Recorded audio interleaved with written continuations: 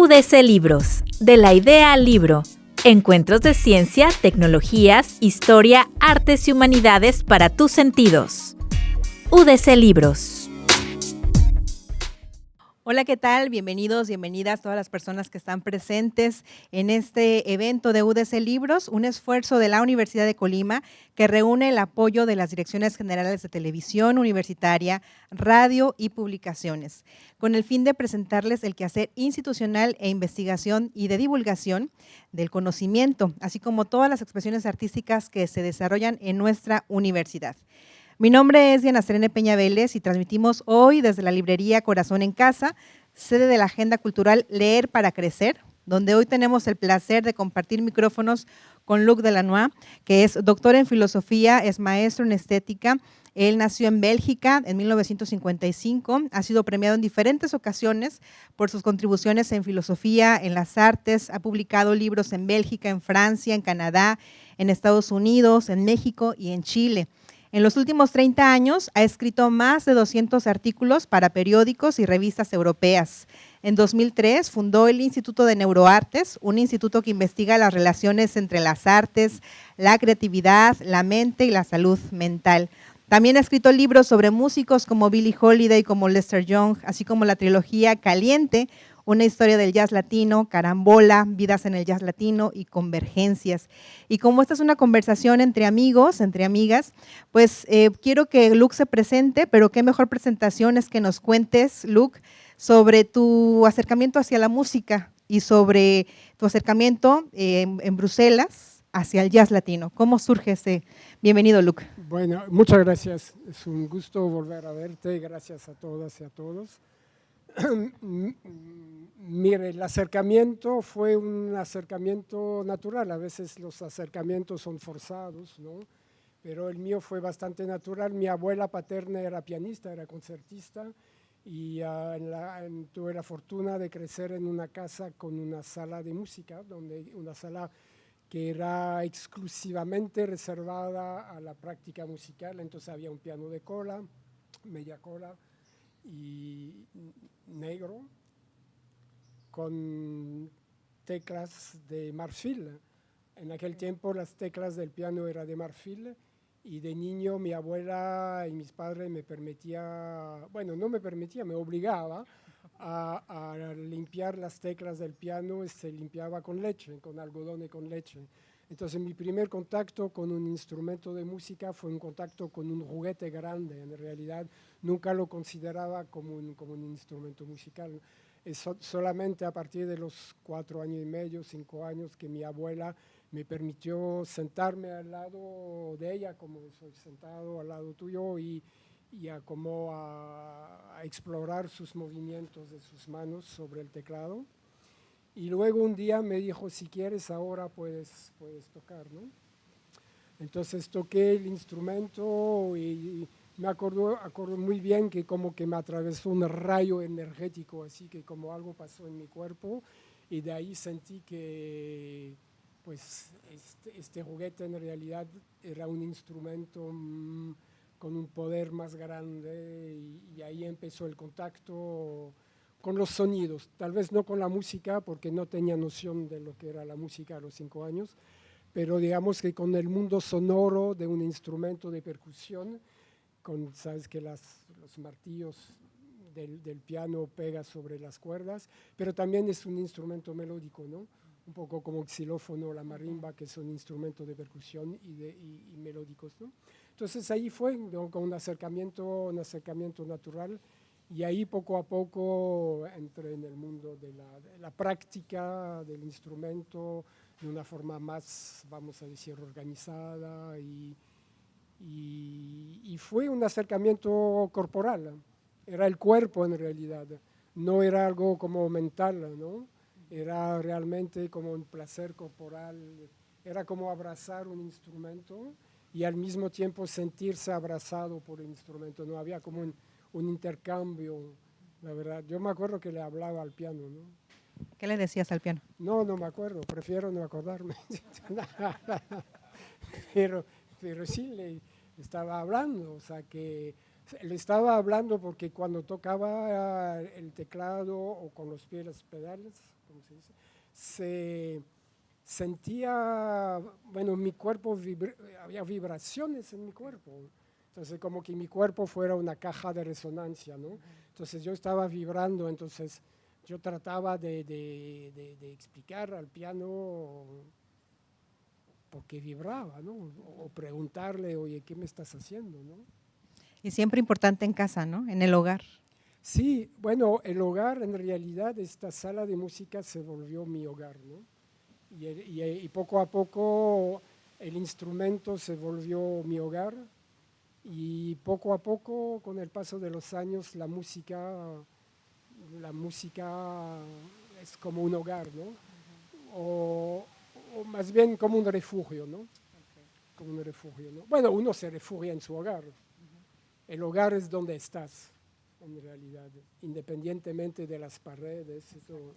Y la música es por todas partes, entonces tu hogar a través de la música está en todas partes. ¿Y cómo entonces fue que empezaste a escuchar el jazz latino y cómo empieza a surgir esta trilogía? ¿Por qué llegas al jazz latino?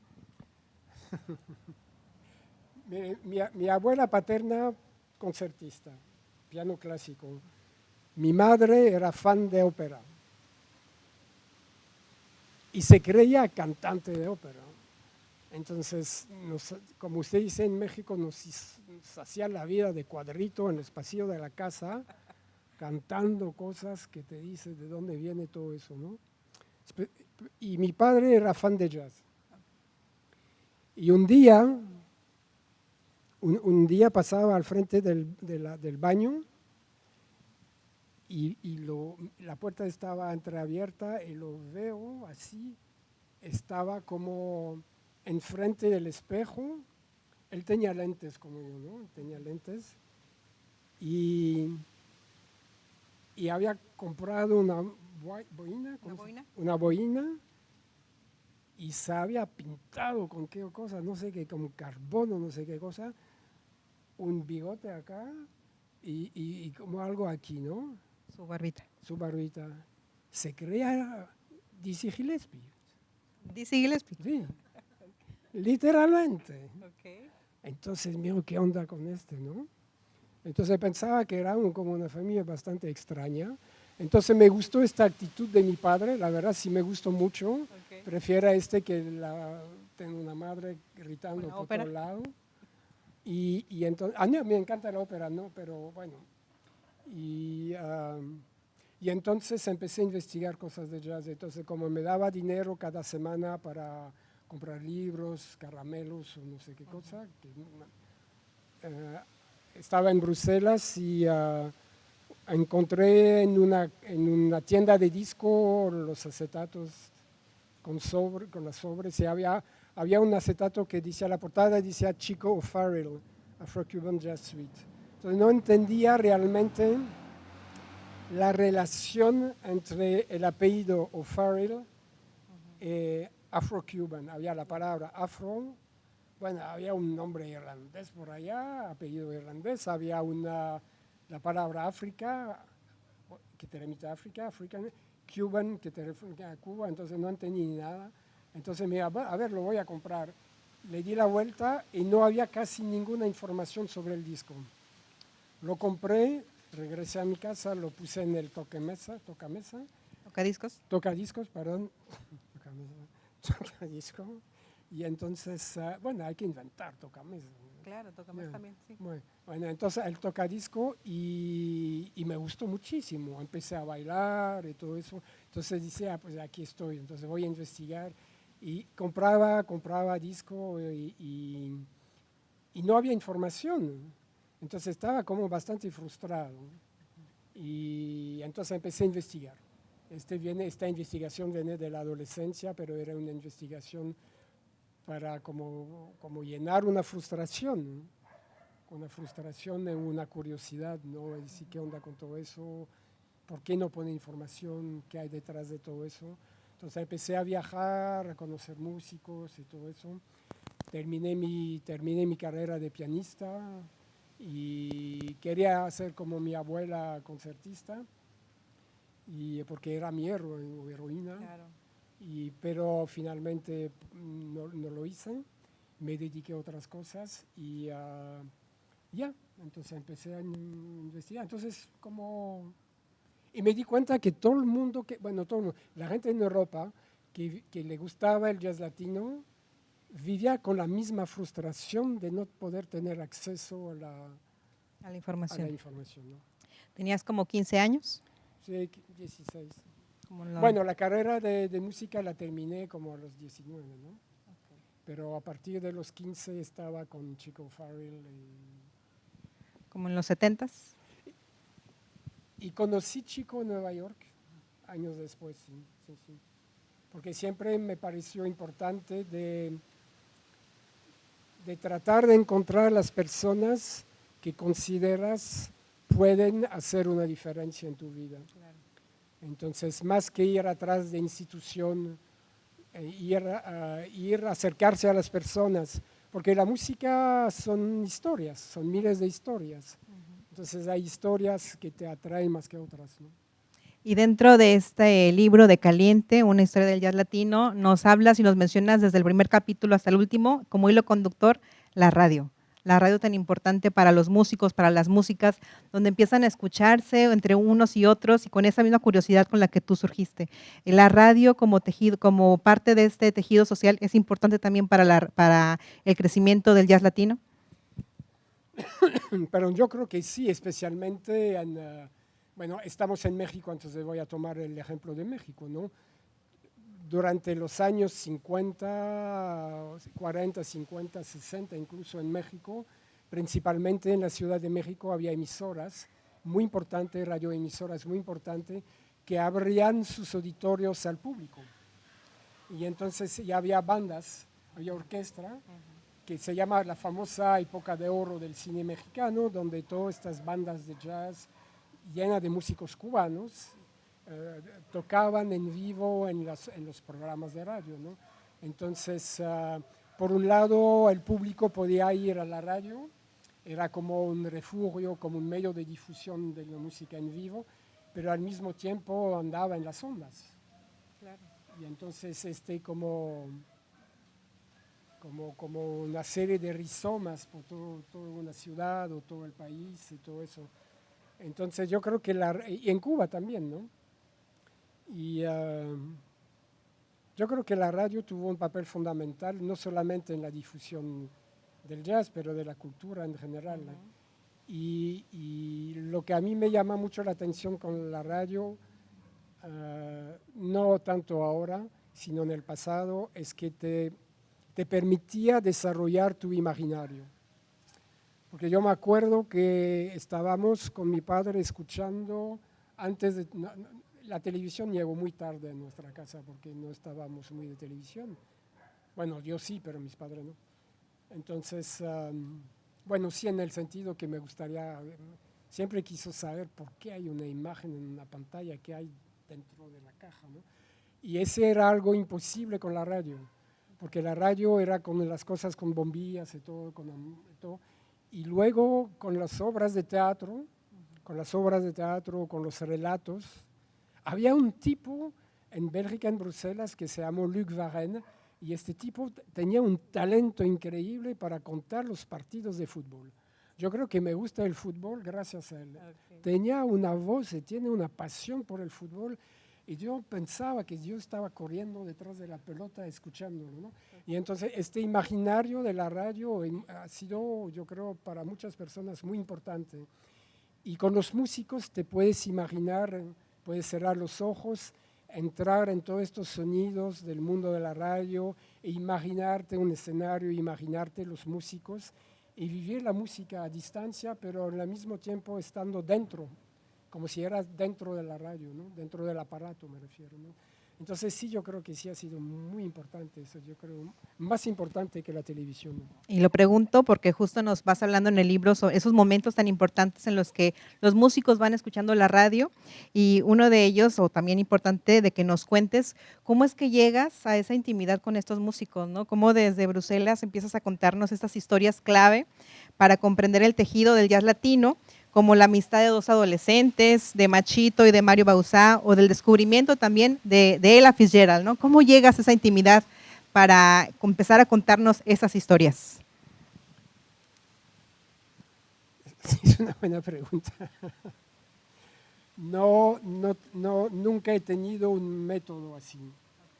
Como, por ejemplo, llegar con una grabadora y decir, ahora platícame de su vida, ¿no? No. O sea que hablaba de cosas sencillas. O sea, siempre prefería ver los músicos en su casa, las personas en sus casas. Ha sido complicado porque yo me acuerdo los primeros días, bueno, viajé mucho a Nueva York y finalmente en 87 decido radicar en Nueva York. Y 2 semanas después de haber llegado a Nueva York, vivía en un sótano en Brooklyn. O sea, desde la ventana de mi casa veía pasar los pies de los peatones. Me volví como expertos en tacones, en zapatos y en formas de pie, todo eso. Pasaba momentos así, imaginando los cuerpos. Bueno, al fin, 2 semanas después de estar en el sótano, encuentro la dirección de Chico Farrell. Okay. Y entonces, respiro hondo, me voy en el metro, salgo del metro, camino, vivía en la parte west de Manhattan, cerca de West End Avenue, entonces estaba al frente de los timbres, cierro los ojos, y digo, bueno, ¿quién? O sea, una voz como si me voy corriendo o me quedo. Entonces me quedé, le expliqué, me hizo bzzz, se abrió la puerta, entré a su casa y hablamos, empezamos a hablar. Sin grabadora, a platicar, a conversar. Sin grabadora. Y tenía muchos cuadros, muchas partituras y cosas así, entonces vamos a ver si simpatizamos. Y él empezó a darme, iba mucho en su casa finalmente, como 1 o 2 veces a la semana, de forma regular, y me daba clase bueno, no eran clase formal, pero eran conversaciones, estudiábamos partitura de Berg, de Webern, de música aleatoria, de cosas así, de música atonal, o sea, y que yo no había estudiado mucho eso. Y me explicaba la correspondencia. Todavía tengo estas partituras, de hecho, y me entró en el mundo de los arreglos de las Big Band cubana. Entonces me enseñó cómo hacer arreglos y cosas así. Me enseñó sus partituras, me obsequió muchas partituras de Big Band que grabó con las partes para Dizzy, por ejemplo. Había parte para Parker, ¿no? Bueno, hay muchas partituras que me obsequió así y trabajamos. Y ahí empecé a escribir estando en su casa. Entonces, más que grabar, estaba escribiendo notas. Y ahí fue un poco como pasó, y él me presentó a muchos y todo eso, ¿no? Me encontré Mario Bauzá, pero Mario lo encontré en un restaurante, siempre en el mismo restaurante. Le gustaba un lugar y prefería. Entonces son historias más bien. Por eso el libro se llama Una historia, no la historia, ¿no? Son historias entrelazadas de varios músicos y ahí poco a poco, ¿no? Descubriendo en función, también hay que ser honesto, en función de mis propios gustos y de mis propias pasiones musicales, ¿no? Definitivamente, ¿no? Okay. Y justo también en el libro se ve marcada obviamente la migración, que platicábamos, ¿no? Sobre la migración tan importante, los puertos, el ferrocarril, que sigue tejiendo estas historias del jazz latino. Sí, los puertos, es un buen punto, los puertos son fundamentales, ¿no? Bueno, siempre los puertos han sido fundamentales en la historia de las civilizaciones, de las culturas y luego de las civilizaciones, ¿no? Si vemos la historia de la música o de las músicas populares o del jazz en particular, el jazz depende de los puertos. Y los puertos son como ventanas, a veces abiertas, a veces cerradas, donde entran, por donde salen corrientes culturales, donde entran ideas, donde entran y salen sonidos, artistas, mercancía. O sea que son puertos no solamente para el intercambio de mercancía, sino el intercambio de personas, de ideas. Y podemos hacer un mapa de los puertos.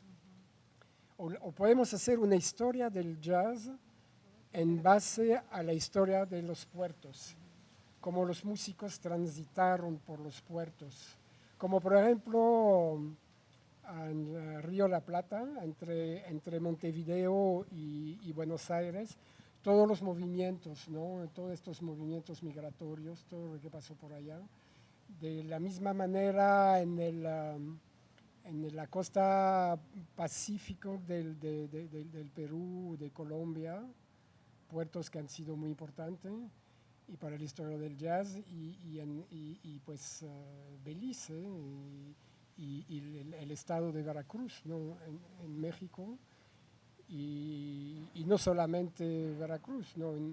Pero se puede trazar líneas hasta Cuba, hasta Haití, hasta las islas del Caribe, ¿no?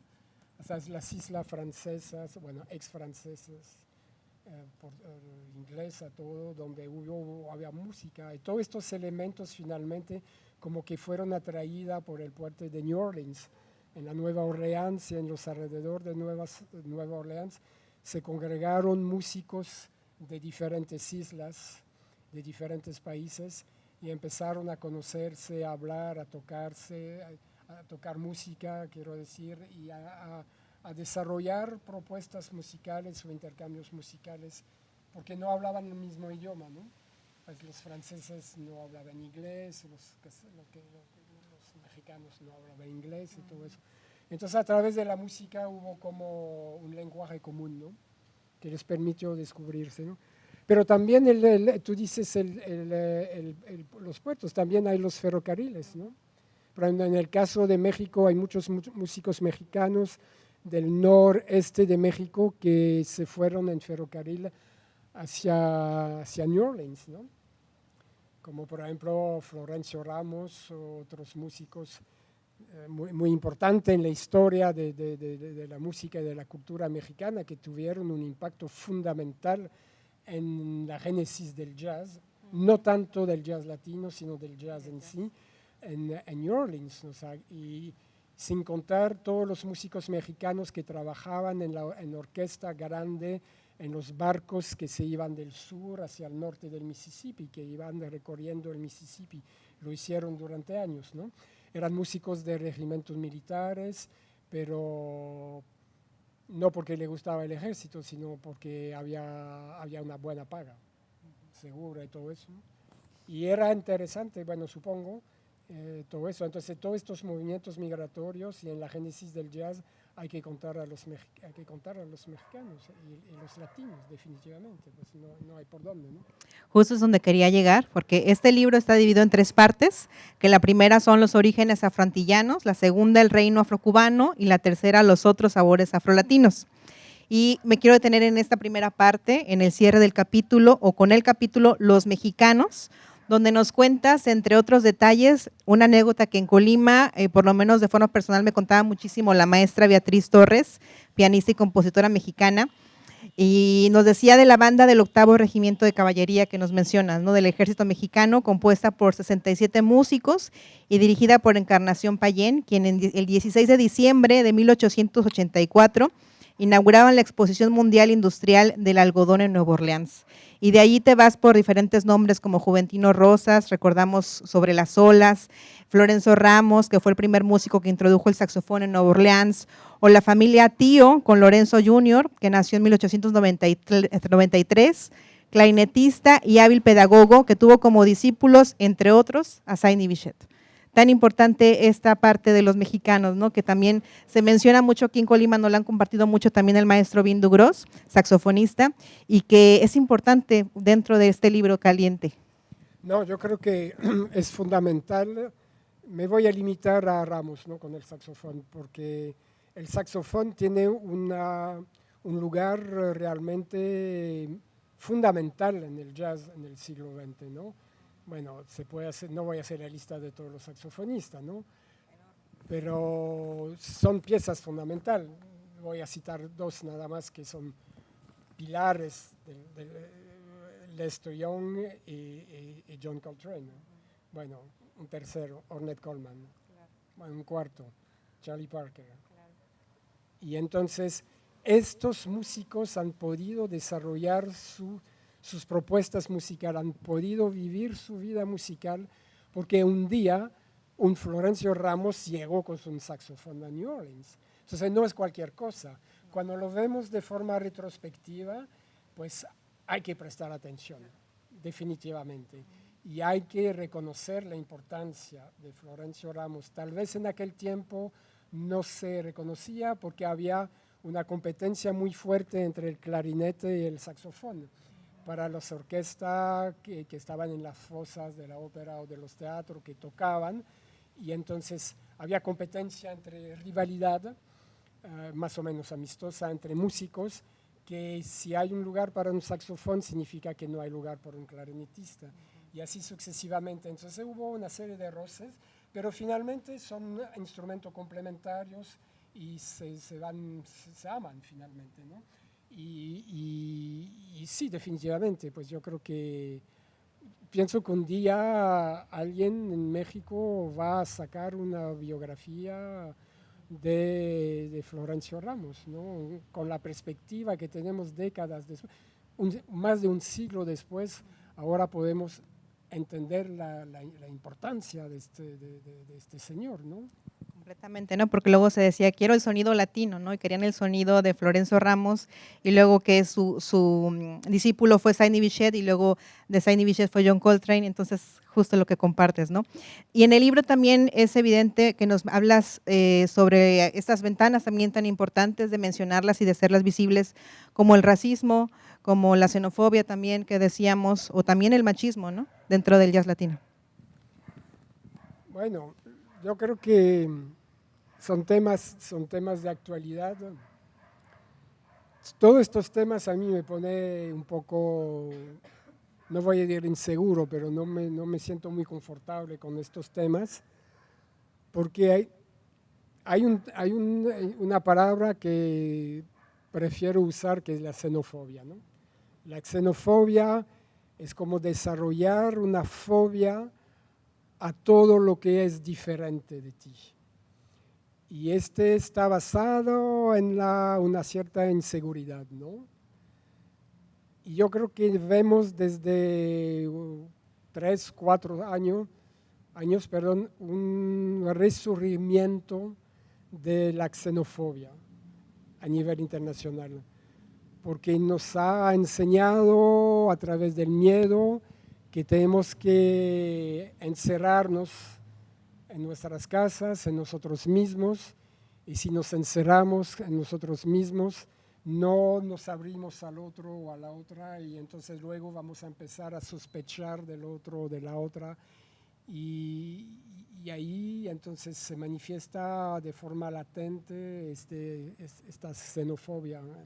Por donde he ido, pues en el mundo entero hay eso, ¿no?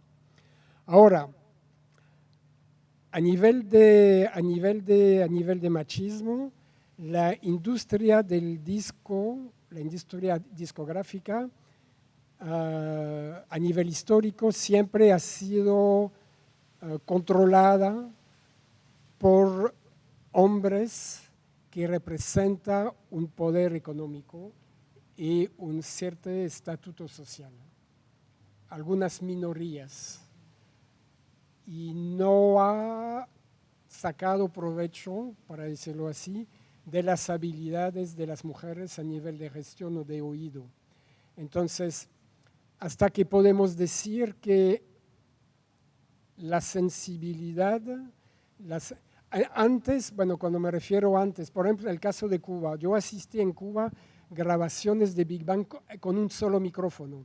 Había 20 músicos y había un solo micrófono.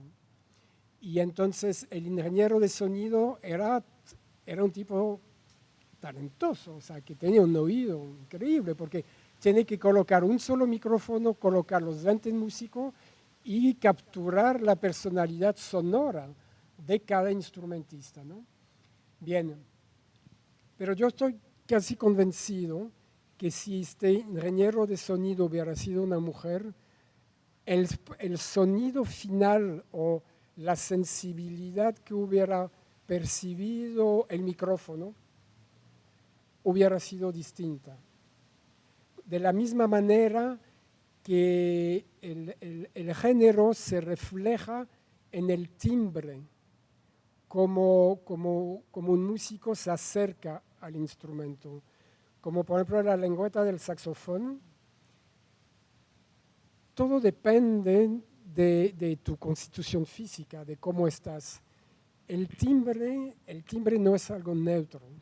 El timbre refleja la personalidad emocional, corporal, física del individuo. Y todo esto se siente, se refleja.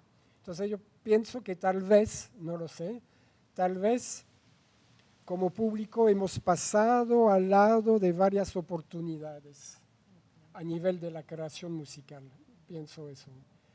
La otra cosa es que es cierto, se ha usado en algunas músicas como la llamada salsa, las músicas tropicales, se ha usado la mujer como un objeto como para vender.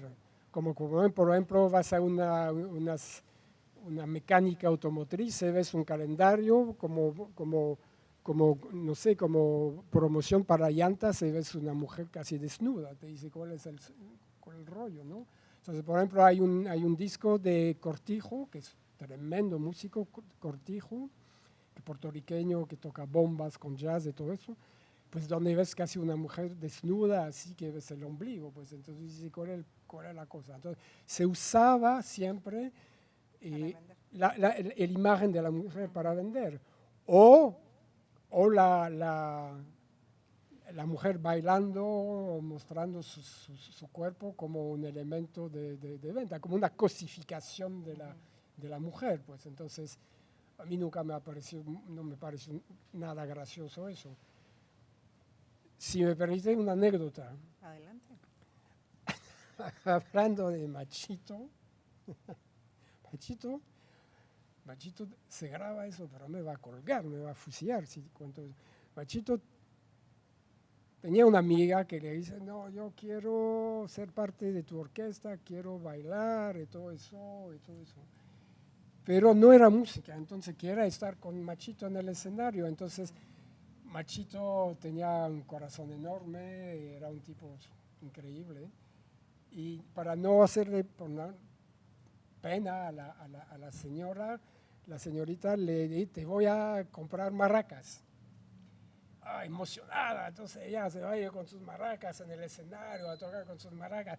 La única cosa es que lo que hizo Machito es de quitar las semillas, que las maracas no sonaban porque tenían miedo. Claro. Bueno, Muy bien. Nada que ver, pero forma parte. Y también en el libro nos habla sobre Anacaona, ¿no? Este grupo de mujeres en el jazz de 1936, también del Cuarteto de Aida del 1951. Y en esta parte que se agrega es a Davis, no sé si lo pronuncio bien, a Davis Marrón, de 2016, que es muy interesante porque ella retoma mucho como antecedente o como parte de su influencia a esta agrupación de Anacaona de 1936, y habla mucho también ella de la radio, ¿no? Entonces ahí están presentes estas mujeres dentro de estas páginas de esta historia, ¿no? Y a más de 20 años de esta primera edición, una historia del jazz latino caliente, ¿por qué decides regresar al libro? ¿Por qué lograr o por qué querer una versión aumentada? Bueno, es muy sencillo. De hecho, bueno, muy sencillo, no, muy complicado, ¿no? Ha sido un proceso, le voy a explicar, si quieres te lo explico. No, aprovecho ya que estamos hablando de la trayectoria no manifestada en los libros, en los discos, en la historia del jazz, del papel de las mujeres, Pues este libro, en realidad, la nueva versión del libro es como una inspiración que debo a mi pareja, que está allá, escondida allá, que se llama Diana, que me volvió a poner las chispas así, casi me puso una pluma en la mano. No, así, pero eso, entonces, yo creo que conversando con ella, volviendo a vivir las historias del tomo anterior de la trilogía, pensé que es una buena idea. Fue una buena idea, entonces me metí a trabajar en una nueva parte, como 100 páginas más, que son enfocadas a raíces y colores. Hice como un recorrido por diferentes países, un recorrido musical por diferentes países, donde nuevamente se habla de los puertos y de las raíces de los colores. ¿Por qué las raíces? Porque justamente con todos estos movimientos sociales o estas restricciones que el mundo ha vivido desde 4, casi 5 años, con la aparición de regímenes autoritarios en muchos países, siempre frente a estas situaciones de represión, muchos artistas tienen la tendencia de mirar hacia sus raíces y de nutrirse de sus raíces. Y de decir, mire, aquí vivo mis raíces, las raíces crecen, como las raíces del huapango, del son jarocho, siempre están creciendo. Y porque un árbol no crece, no vive si sus raíces no crecen. Entonces, las raíces, lo que no vemos, que no es tan obvio, son realmente lo que nos nutren. Entonces, me enfoqué a dar sobre propuestas musicales de algunos instrumentistas que a mi forma de ver tuvieron y tienen el valor de mirar hacia sus raíces, de sentirse orgullosos de sus raíces y de invitar al jazz como elemento federador para buscar un lenguaje nuevo, un lenguaje diferente y demostrar que en realidad estas raíces musicales se pueden extender debajo de la tierra, debajo del planeta, independientemente de cualquier régimen político, de cualquier nivel de clase social y de cualquier frontera, ¿no? Entonces se teje debajo de la tierra a través de las raíces musicales lenguajes universales, en realidad, es donde uno puede abrazar la música. Por ejemplo, Raúl Gutiérrez es un músico chileno, nació en La Serena, en la playa en La Serena, en el norte de Santiago. Vivió en Cuba muchos años, fue director musical de Afro-Cuban All Star, luego emigró a México, vive en Jalapa, y él siempre ha sido muy curioso de las raíces de otras músicas. Y ahora hizo una propuesta que para muchas puede parecer descabellado, buscó entrelazamiento entre músicas afrocubanas y músicas de Georgia.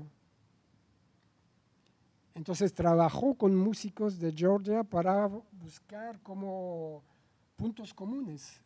Y entonces trabajaron con músicos cubanos, mexicanos, georgianos y para un proyecto que se llamó Afro-Georgian Jazz, que hace como 10 años o 5 años hubiera sido algo totalmente descabellado, ¿no? Okay. Entonces, estas son propuestas muy novedosas, muy novedosas. Bueno, hay que leer el libro, pues. Sí, claro, hay que leerlo y justo es lo que nos propones, ¿no? Me encantan estas frases como, yo siempre soy mucho de las raíces, ¿no?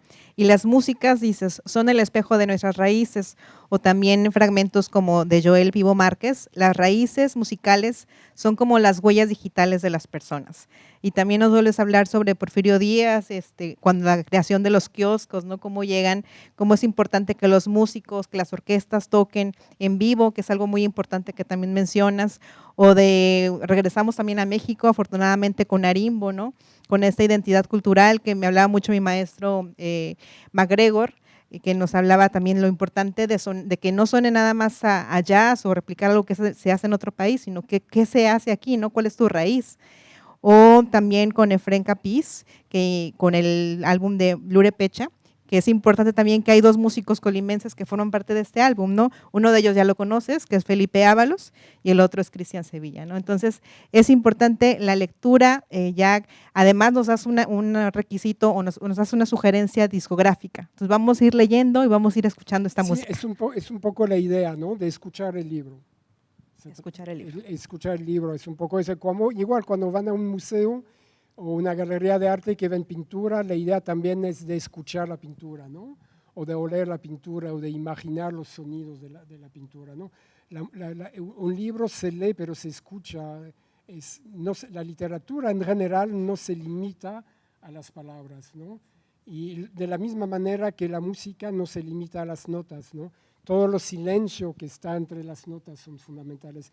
Nada más, Porfirio Díaz, a mí quiero, no sé si es apropiado, pero dar un homenaje a Porfirio Díaz por su idea de los kioscos, porque es fantástico que se puede, bueno, ahora no sé si sigue la tradición, pero yo escuché orquesta en kioscos, pues en las plazas, en los zócalos, en las plazas de los pueblos, y realmente es fantástico, ¿no?